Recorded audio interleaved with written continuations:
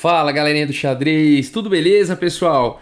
Bom, antes de mais nada, queria desejar aqui, dia 12 de maio, um feliz Dia das Mães, aí uma homenagem especial a todas as mães que fazem a sua difícil tarefa, né, de criar seus filhos, mas fazem com muito amor, o que acaba facilitando, né? Então, uma homenagem especial aí, principalmente a minha esposa, Karina, mãe da minha filha, Gabriela, e a minha mãe também, Regina. E a todas as mães, né? Claro, aí do Brasil. E a gente tá aqui agora, vamos dar uma olhada nessa partida no ano de 1981. O Victor Korchnoi conseguiu aí vencer o torneio de candidatos e por isso ele tem o direito de disputar contra o Karpov mais uma vez o título aqui de campeão mundial. É o mesmo formato da última vez, ou seja, o primeiro a conseguir 6 vitórias será o campeão. Né? E coisas interessantes aconteceram aqui nesse duelo, né? Eu já vou adiantar, claro, que o Karpov foi campeão, até porque a gente está seguindo depois dessa partida para o duelo, talvez um dos duelos mais fortes aí da história do xadrez, o Anatoly Karpov contra o Garry Kasparov, né? Então essa aqui é a última partida pré-duelo aí, Karpov-Kasparov, tá? E vale dizer que esse torneio aqui foi jogado em Merano, na Itália, e ficou conhecido como Massacre em Merano, o Massacre de Merano, porque o Karpov realmente atropelou o Korchnoi, tá?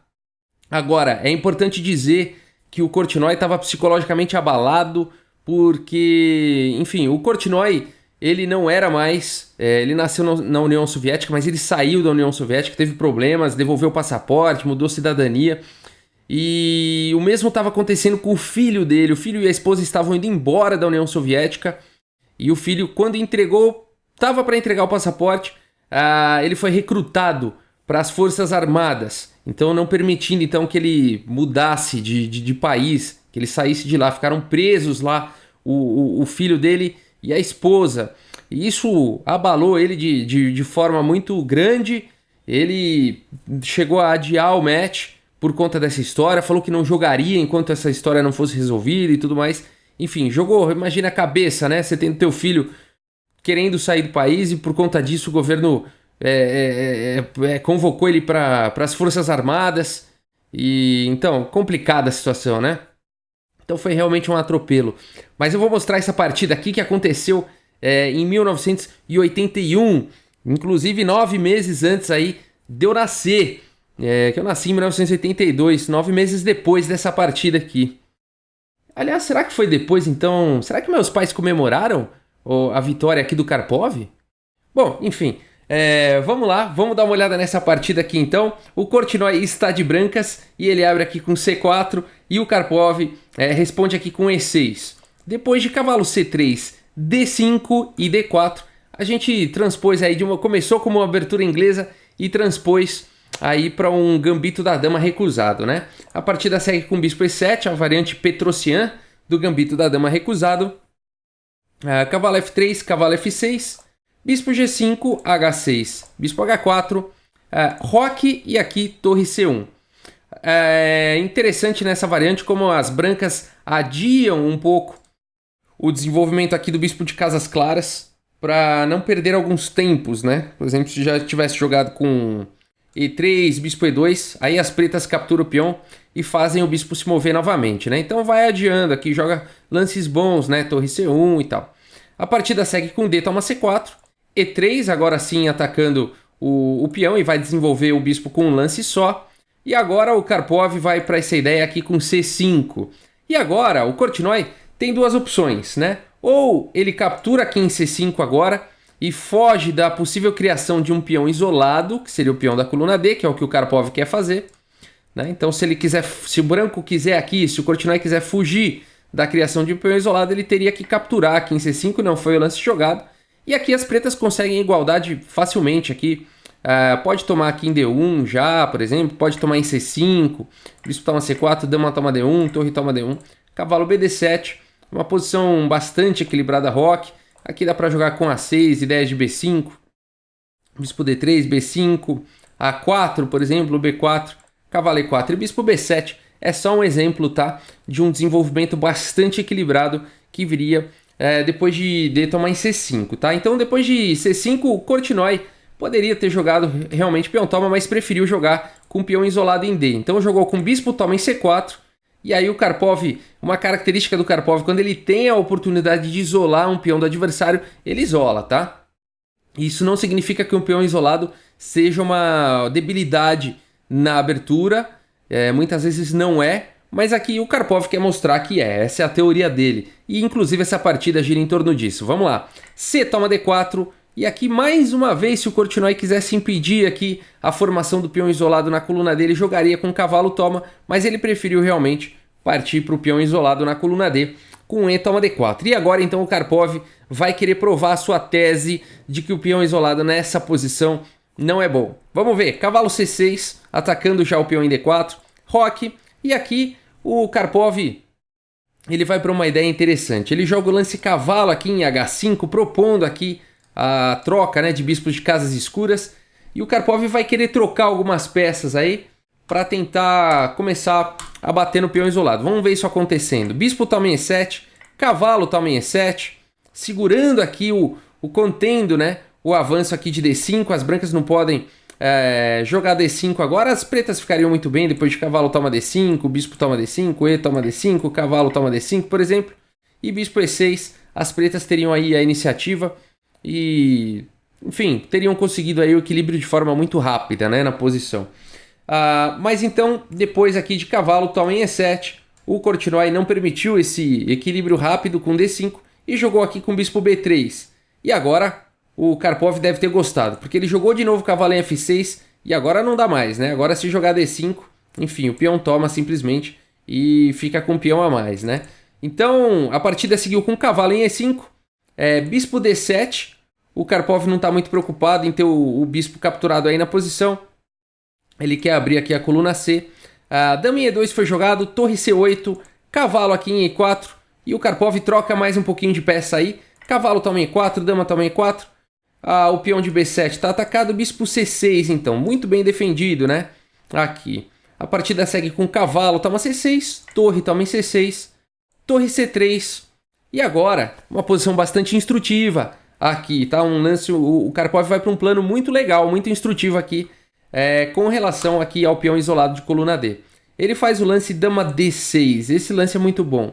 Ele não quer jogar torres dobradas aqui na coluna C, que seria uma estratégia padrão, vamos falar assim, né? Na verdade, o que o Karpov quer é jogar aqui na coluna D e começar a bater aí no peão isolado. Vamos ver.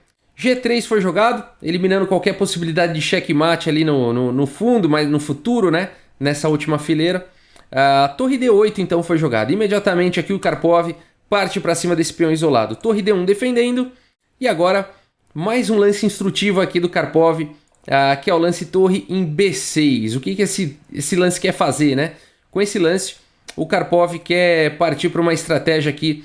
Ele tira primeiro a torre, tá? Defendendo aqui em B7, né? Claro, senão a dama estava capturando. E ele quer jogar com dama D7 e passar a torre depois para D6. Muito bacana essa manobrinha aqui do Karpov. A partida segue com dama E1, a dama D7 e agora depois de torre de C em D3, torre D6. E o Karpov conseguiu então colocar a torre na frente aqui da dama, atacando o peão. A dama E4, adicionando mais uma defesa. E agora dama C6, propondo aqui a troca de damas. Mas não seria interessante aqui para as brancas capturarem.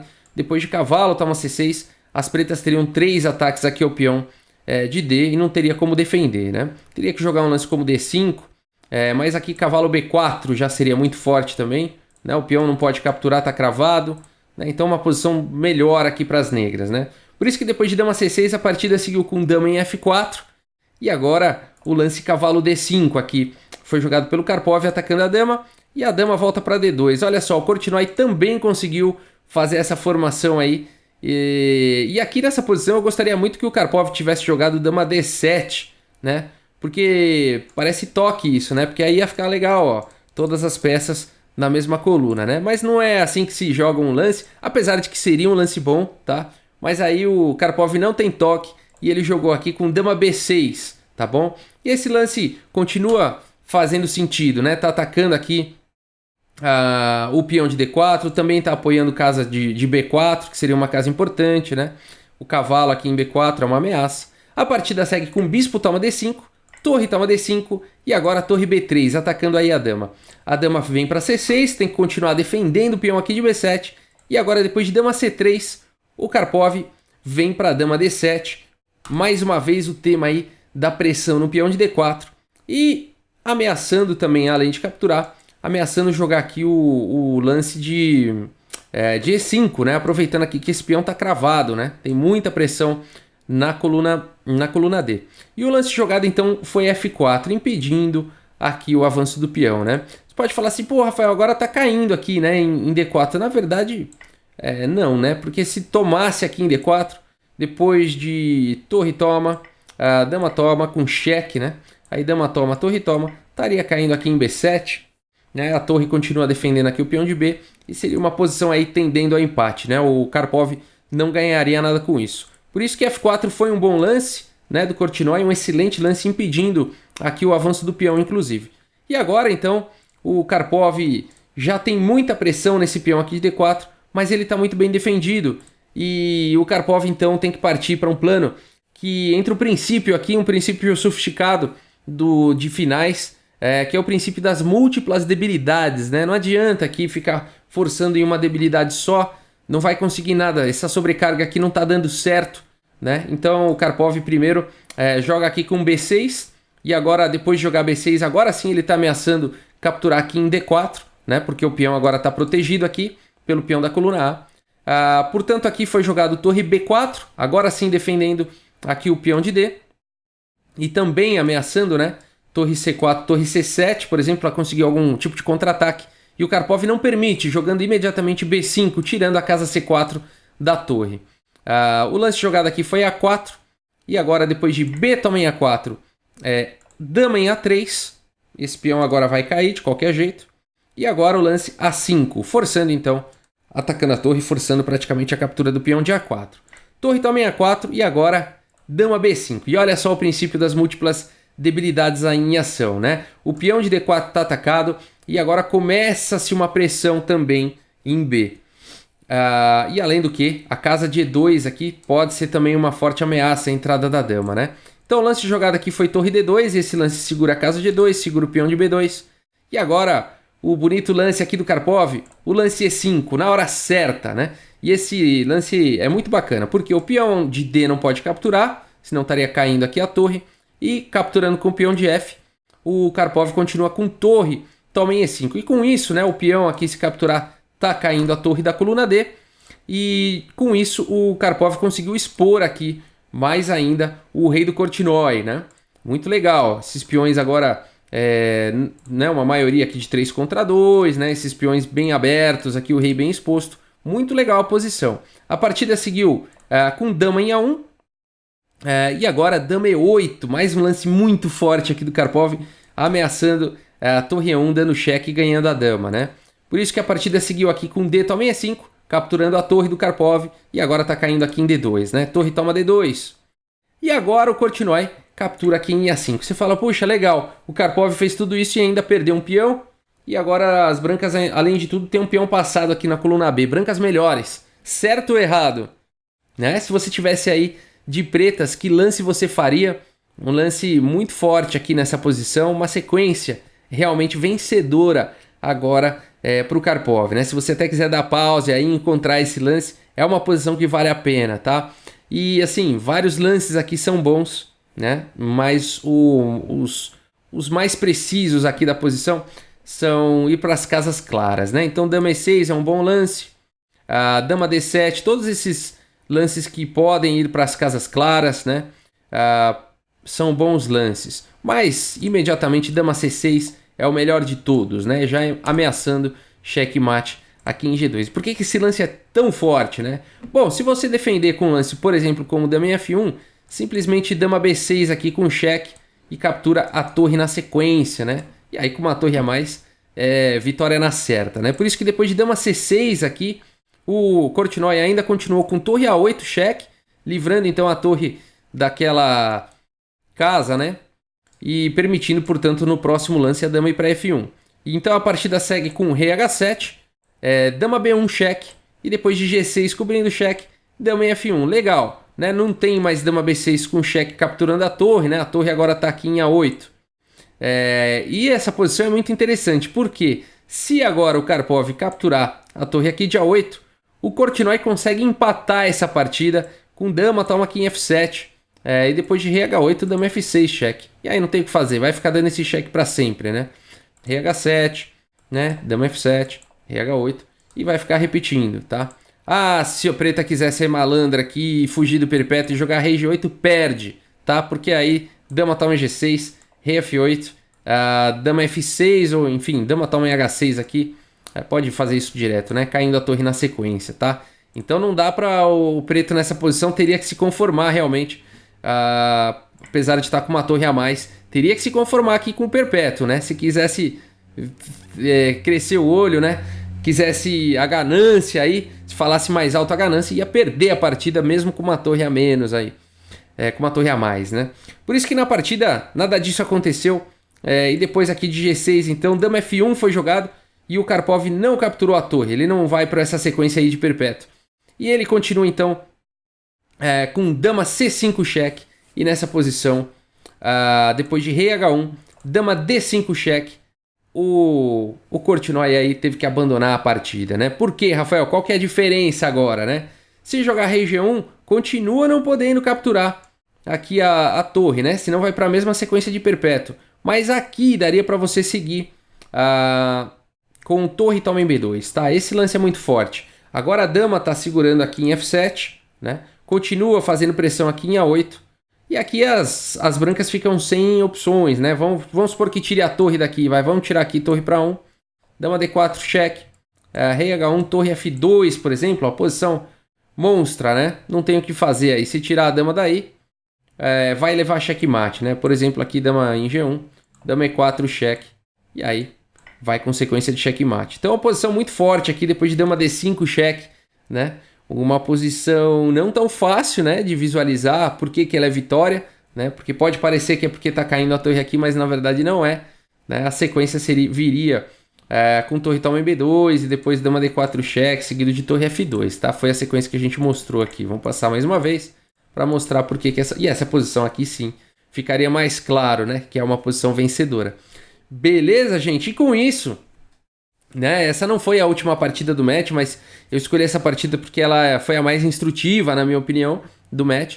Mas simboliza aqui a vitória do Karpov, mais uma vez então se consagrando aí campeão mundial aí de xadrez, né? E aí a gente vai ter, alguns anos depois, se eu não me engano 3 anos depois, começa aí o duelo entre Karpov e Kasparov. O Kasparov tem um estilo boxeador, o Kasparov tem um estilo agressivo. Ele é um cara sangue nos olhos, né? Um dos jogadores mais agressivos que já se viu na história do xadrez, contra o Karpov, um dos jogadores mais posicionais que já se viu na história do xadrez. Interessante, né? A gente vai ver esse duelo. Beleza, pessoal? Muito obrigado aí pela audiência. Um grande abraço para todos vocês e até a próxima, pessoal. Valeu!